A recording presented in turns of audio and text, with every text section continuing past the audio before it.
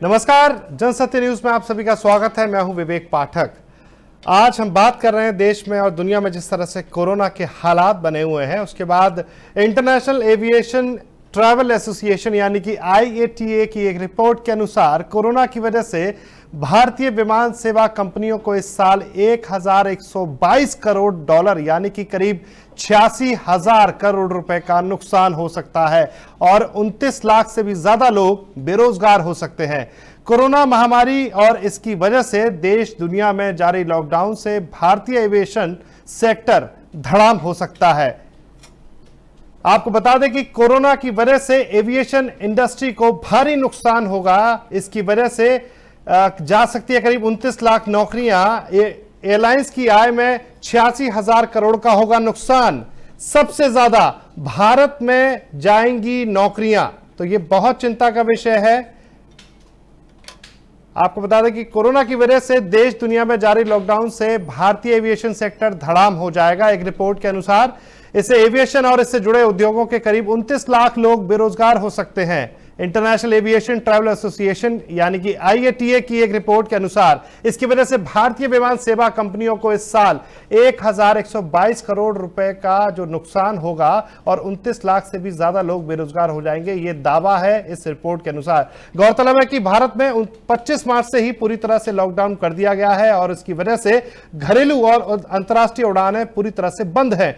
क्या कहा गया रिपोर्ट में? जिस तरह से बताया गया न्यूज एजेंसी PTI के मुताबिक इस रिपोर्ट में कहा गया है कि यात्री विमान सेवा पर जारी कड़े प्रतिबंध यदि 3 महीने तक रहते हैं तो वर्ष 2019 की तुलना में इस साल देश में यात्रियों की संख्या में 8.98 करोड़ यानी कि 47% की गिरावट आएगी। इससे विमान सेवा कंपनियों को 1122.1 करोड़ डॉलर की आय का नुकसान होगा और 29,32,900 लोगों की रोजी रोटी भी छिन सकती है। सबसे ज्यादा नौकरी भारत में जाएंगी। एशिया प्रशांत क्षेत्र के लिए जारी इस रिपोर्ट में सबसे ज्यादा नौकरियां भारत में जाने की आशंका जताई गई है, जबकि आय के अनुसार एक नुकसान का जो मामला है वो जापान और ऑस्ट्रेलिया के बाद भारत तीसरे नंबर पर स्थान पर रह सकता है। एयरलाइंस की कमाई में जापान में 2,200 करोड़ डॉलर यानी कि माना जा रहा है। ऑस्ट्रेलिया में 1,400 करोड़ डॉलर गिरावट जो अधिक गिरावट आशंका इसकी व्यक्त की जा रही है।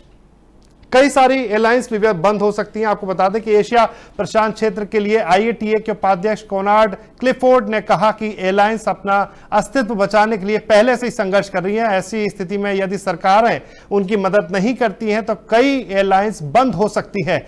IATA ने इससे पहले 14 अप्रैल को जारी रिपोर्ट में कहा था कि भारत में यात्रियों की संख्या 36% तक घटेगी, जिसमें 884 करोड़ डॉलर का राजस्व का नुकसान होगा और 22.47 लाख लोगों का रोजगार भी छिन जाएगा। आपके सामने ये स्थितियां हैं। इस पर पूरे मुद्दे पर हमारे साथ चर्चा करने के लिए खास विशेष पैनल मौजूद है हमारे साथ। सबसे पहले मैं स्वागत करना चाहूंगा राहुल लाल का। राहुल लाल आर्थिक मामलों के जानकार हैं, बहुत सुलझी हुई तरीके से लोगों तक जो आंकड़े हैं उसका ब्रीफिंग करते हैं। हमारे साथ आज जुड़े हुए हैं। सर, आपका स्वागत है राहुल लाल जी। और साथ ही साथ वरिष्ठ पत्रकार हरिकेश सिंह हमारे साथ जुड़े हुए हैं, जो कि खास तौर से इस विशेष पैनल पे अपनी राय भी देंगे और एविएशन इंडस्ट्री के बारे में खासी जानकारी भी रखते हैं। सबसे पहला सवाल राहुल लाल आपसे लूंगा। लॉकडाउन की जो हालात है उसके बाद लग नहीं रहा है कि स्थितियां अभी 3 मई के बाद भी सुधरती हुई दिखाई दे सकती हैं, और जिस तरह से आंकड़ा लगाया गया है कि अगर 3 महीने तक ये स्थितियां रहती हैं तो इतना बड़ा नुकसान, एविएशन इंडस्ट्री पहले से ही डावाडोल थी भारत के अंदर, अब कैसे निपट सकती है, क्या स्थितियां रह सकती हैं? देखिए, भारतीय एविएशन इंडस्ट्री जैसा आप बता रहे हैं कि पहले से भारी दबाव की स्थिति में थी। यही कारण है कि जब भारत में लॉकडाउन शुरू हुआ तो एयर डक्कन वाला जो साउथ इंडिया का जो एक वहां की एयरलाइंस है, उसने अपनी सेवाएं बंद भी कर दी और अपने कर्मचारियों को उसने छुट्टी पे भी भेज दिया है। तो ये उस समय था जब लॉकडाउन फर्स्ट ही चल रहा था। उसी समय से एक एयरलाइंस ने अपनी सेवाएं बंद कर दी। मतलब उन्होंने कह दिया कि वो अब अभी आगे जो है कि एविएशन इंडस्ट्री में वो नहीं रहेंगी।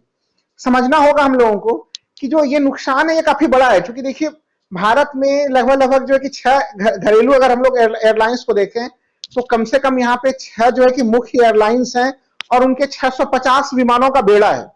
तो विवेक जी, पाठकों को समझना पड़ेगा कि जो उनके विमान हैं, अधिकांश रूप से जो एयरलाइंस के विमान वो अपने नहीं है, वो लीज पे लिए हुए विमान है। यानी कि उनको एक तरह से कह लीजिए सामान्य भाषा में कि वो कोई अगर उनके पैसेंजर्स ट्रेवल करें या ना करें, जो लीज पे लिए गए विमान है उनका एक तरह से उनको लीज के हिसाब से रेंट उनको हर डे वाइज उनको चुकाना है उनको, वो भारी भरकम राशि है।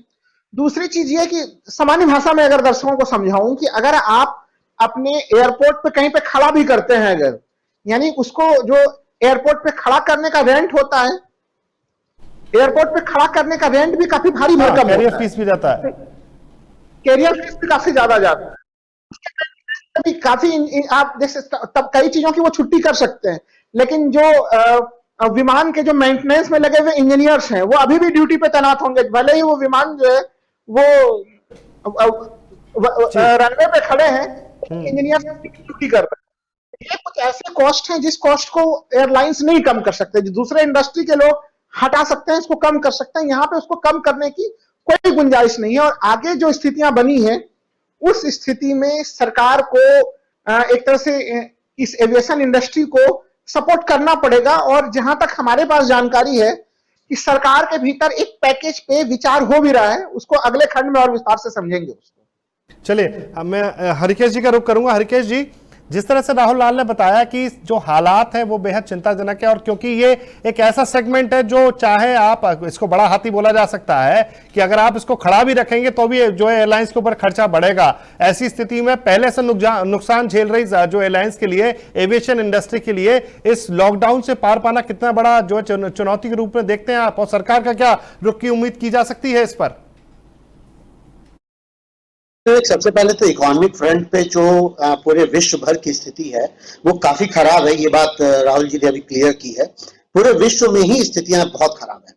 न सिर्फ एविएशन की बात करें, हम अगर किसी भी क्षेत्र में चले जाएं, चाहे सेवा क्षेत्र चले जाएं, चाहे औद्योगिक क्षेत्र चले जाएं, कहीं भी चले जाएं आप, हर एक की स्थिति बहुत खराब है।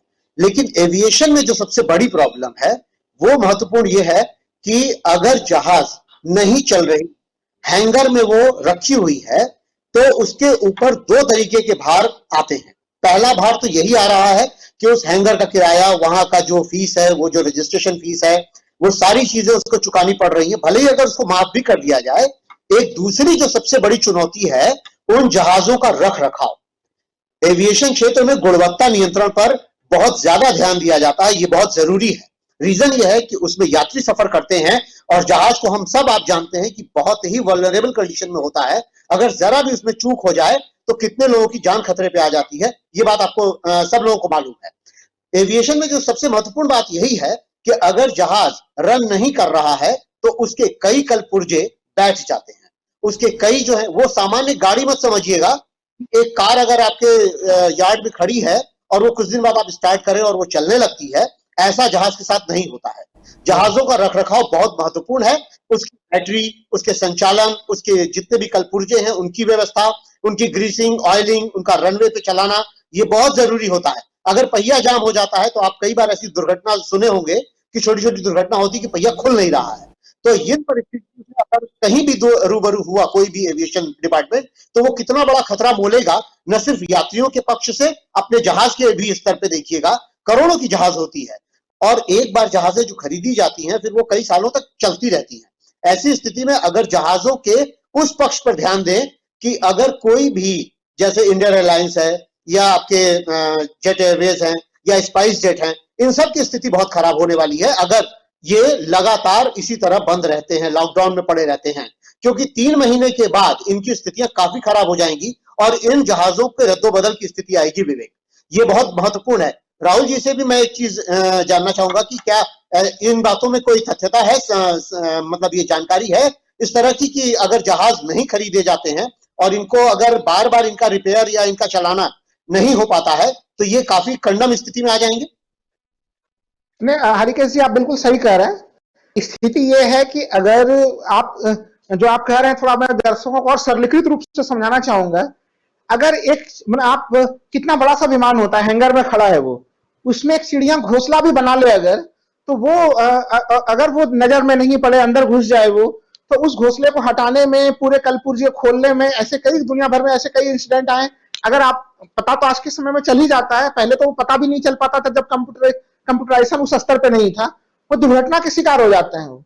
तो इसका मतलब ये है कि आपको उसको पूरे पक्षी जैसे जो छोटे छोटे घटक हैं उससे भी दूर रखना है उसको, कि वो कहीं भूल चूक से उसमें कहीं कोई तिनका ना डाल दे, कहीं कोई और चीजें ना डाल दे, क्योंकि पूरा मशीनरी काफी सेंसिटिव रूप से होता है। मतलब सीधी बात है कि मेंटेनेंस बहुत बड़ी चुनौती है, साथ ही साथ रखरखाव की बात करें तो वो भी बहुत बड़ी चुनौती है, चाहे वो मैन पावर की बात करें तो वो भी बहुत बड़ी चुनौती है। जैसे मैंने आपको बताया अपने रिपोर्ट में, जिस तरह से अभी हमारी बात हुई थी कि 29 लाख लोग बेरोजगार हो सकते हैं। हालांकि जैसे राहुल लाल आपने बताया कि अभी जो कुछ एक लोग जो एयर डेक्कन की तरफ से आपने बताया कि आपने जो है कर्मचारियों को वहां छुट्टी पे भेज दिया गया है, लेकिन छुट्टी कब तक चलेगी? क्योंकि अगर रिवाइवल की बात करें तो सरकार की तरफ से कोई स्टेप तो आना चाहिए, स्टैंड तो लेना होगा, क्योंकि अगर इतनी बड़ी संख्या में अगर लोगों का रोजगार जाएगा और जो आने वाले 2 से 3 महीने के सामने जो पूरी तरह से सामने देखने को मिल सकता है, ऐसी स्थिति में सरकार के पास क्या एक मशीनरी होनी चाहिए, मैकेनिज्म होना चाहिए इससे जूझने के लिए और इसको रिवाइव करने के लिए?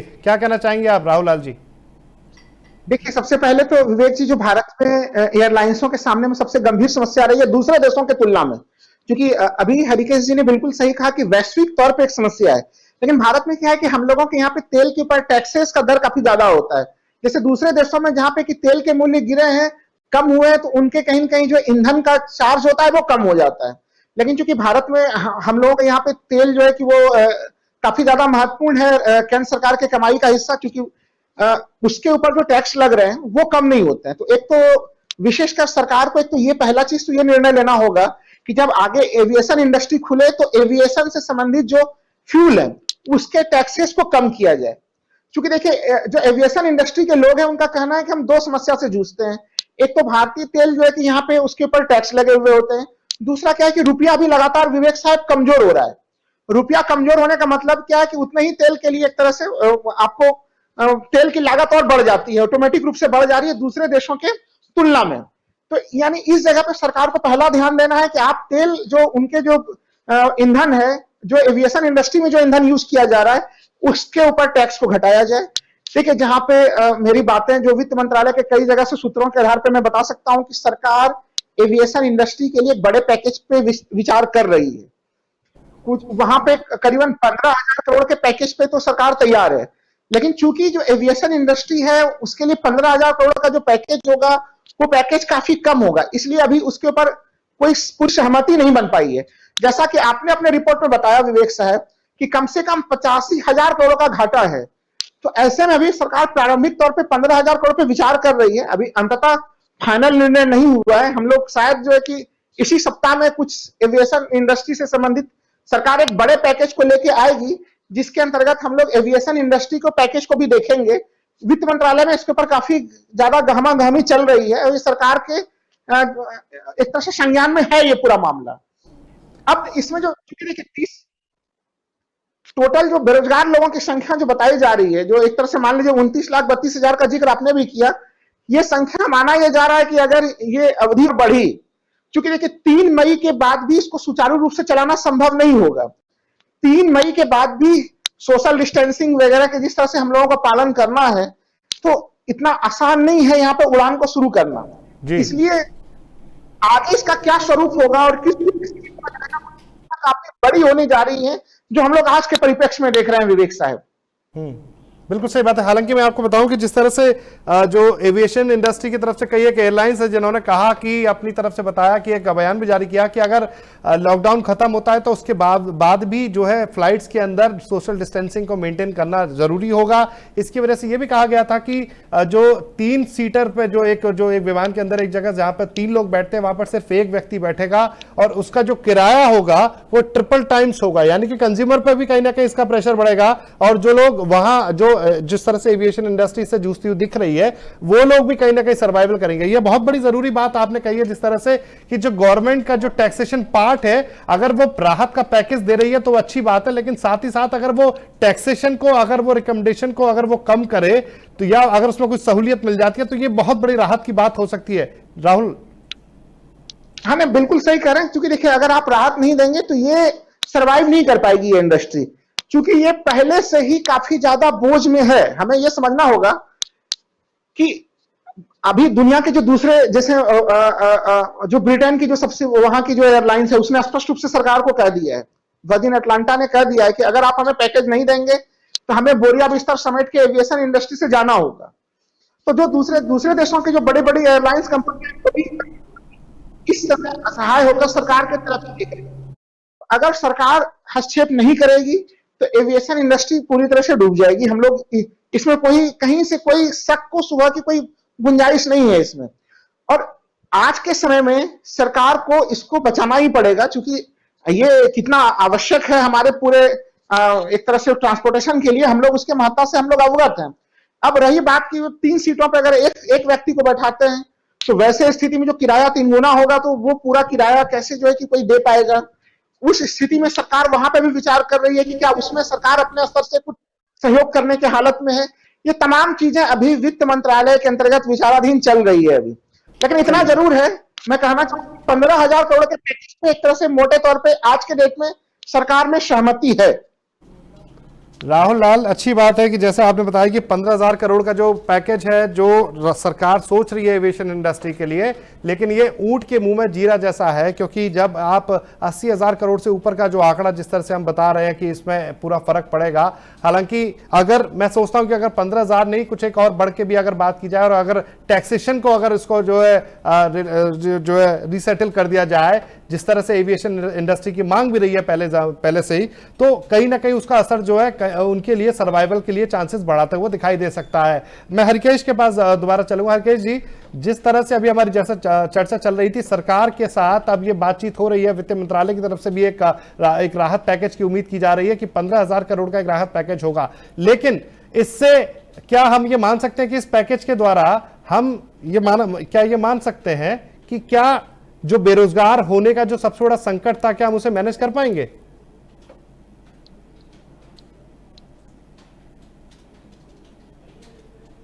मेरे ख्याल से हरिकेश जी के साथ में कुछ तकनीकी समस्या है, लेकिन चलिए राहुल जी, मैं आप ही के पास आता हूं। राहुल, आपने ये बात जो बताई है वो बहुत पते की है, लेकिन सबसे बड़ा सवाल यही है कि क्या 15,000 करोड़ और अगर गवर्नमेंट टैक्सेशन में भी कुछ रीसेटलमेंट करती है तो क्या वो उसके बाद ये माना जा सकता है कि ये जो इतने बड़े नंबर ऑफ जो अनएम्प्लॉयमेंट का जो खतरा है एविएशन इंडस्ट्री के ऊपर, क्या उसमें कोई फर्क पड़ता हुआ नजर आ सकता है आने वाले समय में? देखिए, मुझे लग रहा है कि देखिए 15,000 करोड़ तो बहुत कम है अभी, क्योंकि जो ओवैसी है वो मान के रखिए कि अगर अभी तो 80,000 करोड़ हम लोग अनुमान लगा रहे हैं, लेकिन आप उससे 1 लाख करोड़ तो आप मान लीजिए, 1 लाख तो आप 1 लाख चला ही जाएगा, वो 80,000 से 1 लाख पहुंचने में उससे ज्यादा समय नहीं लगेगा। तो इसलिए सरकार को दोनों मामले पे थोड़ा इस पैकेज को बड़ा बनाना पड़ेगा, और अगर एक बार में राहत देना संभव नहीं हो तो मैं कहूंगा कि इसको चरणबद्ध तरीके से, कि चरणबद्ध हो सकता है कि पहले फेज में आप 15,000 ही दें, दूसरे फेज में कुछ और दें, तीसरे फेज में, तो मैं कहूंगा कि सरकार को जो अगर वो एक बार में बड़े राहत पैकेज नहीं भी दे रही है अगर, तो फेज वाइज में भी टुकड़े टुकड़े में कुछ मदद दे सकती है वो। और इसके ऊपर भी एक मंथन कहीं ना कहीं अंडर सरकार में चल रही है कि इनको कुछ कई किस्तों में भी कुछ मदद दिया जा सकता है, क्योंकि देखिए संकट काफी बड़ा है और जो 15,000 की राशि है वो काफी छोटी राशि है। जैसा आपने कहा, ऊंट के मुंह में जीरे वाली पूरी बात आ जा रही है विवेक जी। तो उससे हम लोग 30 लाख लोगों को, देखिए 2 चीजें, 30 लाख लोगों के एक तरफ तो नौकरियों को बचाना पहली बात, और दूसरी बात है कि एक तरह से एविएशन इंडस्ट्री, क्योंकि आप देखिए कि ये सरकार उड़ान योजना लेके आई थी, देश के छोटे छोटे शहरों को जो है कि इन्होंने एयरलाइन से जोड़ने का प्रयास किया, कनेक्टिविटी देने का प्रयास किया। तो एक तरह से एयर ट्रांसपोर्टेशन को सरकार काफी बढ़ावा दे रही थी। तो ऐसे स्थिति में हम लोग उसके महत्व को खुद ही समझ सकते हैं, सरकार भी समझ रही है उस महत्व को, इसलिए कुछ ना कुछ एक व्यवहारिक समाधान संभवतः इसका निकालने का प्रयास होगा, ये उम्मीद मैं करता हूं विवेक जी। चलिए, बहुत पते की बात की है, लेकिन सबसे बड़ी जरूरी जो बात है वो पहले तो इस देश के अंदर रोजगार को बचाना, क्योंकि एविएशन इंडस्ट्री जो है बड़े लेवल पर, बड़े पैमाने पर जो देश के अंदर लोगों के लिए जो रोजगार के मायने रखता है, और तमाम तरह के जो सेगमेंट है, चाहे वो पर्यटन हो या फिर और भी सांस्कृतिक जो है एक औद्योगिक जगत में भी जो एविएशन इंडस्ट्री के जो भूमिका बहुत इंपॉर्टेंट नजर आती है। लेकिन अगर ट्रांसपोर्टेशन की बात करें और एयर ट्रांसपोर्टेशन की खासतौर से कैटेगरी में बात करें, तो राहुल लाल, जैसे छोटी छोटी अभी जो कंपनियां हैं, चाहे मैं स्पाइस जेट की बात करूंगा, इंडिगो की बात करूंगा, गो एयरलाइंस की बात करूंगा, ये बहुत ज्यादा चुनौतीपूर्ण स्थितियों में अभी अपने आप को देख रही हैं। और ऐसी स्थिति में जब सिर्फ 15,000 का पैकेज आएगा, तो क्या लगता है कि क्या ये छोटी छोटी कंपनियां जो अभी तक सर्वाइवल कंडीशन में भी नहीं खुद को सेटिस्फैक्ट्री लेवल पर देख रही थी, क्या उनके लिए ठीक स्थितियां रह सकती हैं आने वाले समय में इस पैकेज के साथ में? इस पैकेज से तो उनका काम नहीं चलेगा, इसलिए कि विवेक जी की देखिए, जो जिन एयरलाइंस का आप नाम ले रहे हैं वो एक तरह से बजट एयरलाइंस में गिनती होती थी, कि चूंकि वो भारत में पहले से भी लोकप्रिय इसलिए थी कि काफी छोटी छोटी, वो कम बजट में लोगों को एयरलाइंस की यात्रा हो रही थी यहाँ पे, उसमें हम लोग, तो इसलिए वो जो लाभ ले रही थी, उनके लाभ उनके पास काफी कम जा रहे थे, उनके पास कोई जमा पूंजी नहीं है कि इसमें वो इस विपरीत आपदाकालीन स्थिति में वो अपने आप संभाल सकें। वो प्रयास ये कर रही थी कि लोगों से एक मिनिमम कॉस्ट पे जो है कि वो बजट पे वो लोगों को यात्रा करा रही थी, कि आज से कुछ वर्ष पहले जिन जगहों पे हम लोग जाने के लिए 10,000, 12,000, 15,000 की टिकटें देते थे, वो ये लो बजट में ये कंपनियां जो है कि वो 2,500, 3,000, 4,000 में वो आसानी से उनकी टिकटें मिल जाती थी। तो एक तरह से उन्होंने अपना लाभांश काफी कम रखा था। तो ऐसे स्थिति में अगर उनको सरकार का सहयोग नहीं मिलेगा तो उनके सर्वाइवल पे बड़ा संकट आ जाएगा, तो वो सर्वाइव नहीं कर पाएंगी। इसलिए इस समय बिल्कुल आवश्यक है सरकार को एविएशन इंडस्ट्री को गंभीरता से लेना होगा, और चूंकि ये एक काफी ज्यादा संवेदनशील क्षेत्र है इंडस्ट्री के दृष्टि से भी, और जैसा हम लोगों ने बताया कि इसके छोटे छोटे रखरखाव के ऊपर भी जैसा हरिकेश जी ने चर्चा की, हम लोगों ने चर्चा किया, आप उसमें कहीं पे भी यात्री सुरक्षा से समझौता नहीं कर सकते हैं। यहाँ पे अगर बजट में थोड़ी भी कमी होगी, सबसे बड़ा सवाल ये भी है राहुल लाल कि जिस तरह से सरकार ने ये उम्मीद दिखाई मध्यम वर्गीय परिवारों के लिए कि भाई कम बजट में वो एयर जो ट्रांसपोर्ट यूज कर सकते हैं, और देश के अंदर जिस तरह से एविएशन इंडस्ट्री को एक टाइम पे बहुत बूम भी मिला, उसके बाद अब जो हालात हैं उनके सर्वाइवल पर भी जो है दिक्कतें पैदा हो रही हैं। और जिस तरह से आपने जब खुद कहा कि बजटिंग जो ये एयरलाइंस कही जाती है, और हर मध्यम वर्गीय परिवार कोई भी व्यक्ति हो वो इस तरह के एयर एविएशन जो है ट्रैफिक जो है ट्रांसपोर्टेशन का इस्तेमाल करता है। लेकिन अभी जो हालात हैं, चाहे वो छोटे स्थितियों, तो छोटे शहरों की बात तो छोड़ दीजिए, अभी जो मुझे लगता है मुख्य महानगरों की बात करें, वहां भी जो है सर्वाइवल बहुत मुश्किल नजर आ रहा है। हरिकेश के पास मैं चलता हूं। हरिकेश जी, हालात अभी जो है बड़े मुश्किल में नजर आ रहे हैं, और ऐसी स्थिति में जो भी राहत पैकेज की बात सरकार द्वारा की जा रही है, जैसे अंदर सूत्रों से बात अभी राहुल लाल ने हम तक पहुंचाई है, क्या लगता है कि क्या ये ऊंट के मुंह में जो जीरा वाला जो ये बजट है, क्या ये सर्वाइवल कर पाएगा एविएशन इंडस्ट्री को? क्या जो जिस तरह से उम्मीद की जा रही है 29 से 30 लाख नौकरियां जा सकती हैं, क्या वो रोजगार बच सकता है? क्या कहना चाहेंगे आप इस पर? देखिए विवेक, सबसे पहले तो जो आप कह रहे हैं कि सरकत है वो ऊंट के मुंह में जीरा जैसा होगा, बिल्कुल बात सच है। इस पे 3 महत्वपूर्ण हिस्सों में मैं पहले बांट के चलता हूं। एक लोकल एविएशन होता है, एक होता है डोमेस्टिक एविएशन, और एक होता है इंटरनेशनल एविएशन। इस समय 70% एविएशन बैठा हुआ है। और एक बहुत महत्वपूर्ण विषय पे मैं ध्यान दिलाऊंगा कि जब सहारा एयरवेज डूब रहा था तो जेट एयरवेज ही आगे बढ़ करके उसको उठाने की कोशिश में आया था, और वैसी हालत में सहारा भी डूबा और जेट एयरवेज भी डूब गया। कहने का मतलब यह है कि अगर डूबते हुए किसी इंसान को अगर हल्के स्तर का कोई और दूसरा व्यक्ति बचाने की कोशिश करता है तो कभी कभी ऐसा होता है कि वो भी डूब जाता है, अगर वो बहुत अच्छे स्थितियों अगर इक्विप्ड नहीं है। तो ऐसी स्थितियों में क्या है कि किसी भी एविएशन इंडस्ट्री के बहुत बड़ी चुनौती है कि अगर वो उसको नहीं चला पा रहा। एक इसलिए मैं ये बात कह रहा हूं क्योंकि अभी जब 14 अप्रैल को पैसा वापस करने की बात आई थी, तब ये परिस्थितियां पैदा हुई कि वो पैसा वापस करने की भी स्थिति में एविएशन इंडस्ट्रीज नहीं थी कि उनके पैसे भी रिटर्न कर सके उन टिकटों के जो कैंसिल हो रहे थे। तो समझने की बात है ये बहुत महत्वपूर्ण कि पूरे विश्व भर में जो हालात है उसमें भारत की स्थिति इसलिए और खराब हो जाती है। सिर्फ भारत की बात नहीं कर रहा हूं, भारत, पाकिस्तान, बांग्लादेश, इन जैसे देशों की स्थिति और खराब हो जाती है जहां पे ऑलरेडी एविएशन इंडस्ट्री काफी खराब हालत में चल रही थी। उसमें अभी भी आप जानते हैं कि इंडियन एयरलाइंस किस तरीके से लड़ रही है और कैसे जद्दोजहद कर रही है। अगर उसको सरकार मदद ना कर रही होती टाइम टू टाइम तो अब तक वो 10 बार से ज्यादा बार बंद हो चुकी होती, ये हम सब आप जानते हैं। तो ऐसी स्थितियों में क्या है कि इंडियन एयरलाइंस की बात नहीं करूंगा मैं, जितने भी एविएशन इंडस्ट्रीज में काम करने वाले हैं हम सब जानते हैं कि किंगफिशर भी बंद हो चुकी है, जेट एयरवेज भी बंद हो चुकी है, स्पाइस जेट की हालत खस्ता है, इसके अलावा सहारा बंद हो ही चुकी है, दक्कन एयरवेज था वो बंद हो चुका है। तो ऐसी स्थितियों में क्या है कि अगली चोट उनके उस इंस्ट्रूमेंट पर है जिसपे जहाजों को रखरखाव और उनके ऊपर पैसा खर्चा किया जाना है, क्योंकि अभी तो वो लड़ाई लंबी चलनी है, ये जाके खत्म होगी जून, जुलाई या अगस्त की बात। अगर 3 महीने से ज्यादा समय तक हैंगर में जहाजें रहती हैं तो उनके ऊपर भी रखरखाव का खर्चा बहुत बड़ा है, वो बहुत बड़ा पैसा है। और एक बहुत महत्वपूर्ण विषय है इसमें कि टोटल इकोनॉमी का 3% जो पैसा आपका ग्रोथ रेट में हिस्सा होता है वो एविएशन इंडस्ट्री का है, और उससे जुड़े हुए तमाम ऐसे सेवा क्षेत्र, पर्यटन क्षेत्र, मनोरंजन क्षेत्र हैं जो उन्हीं से सीधे सीधे जुड़े हुए हैं, और टोटल जीडीपी में ये प्रतिशत 12% से ज्यादा होता है।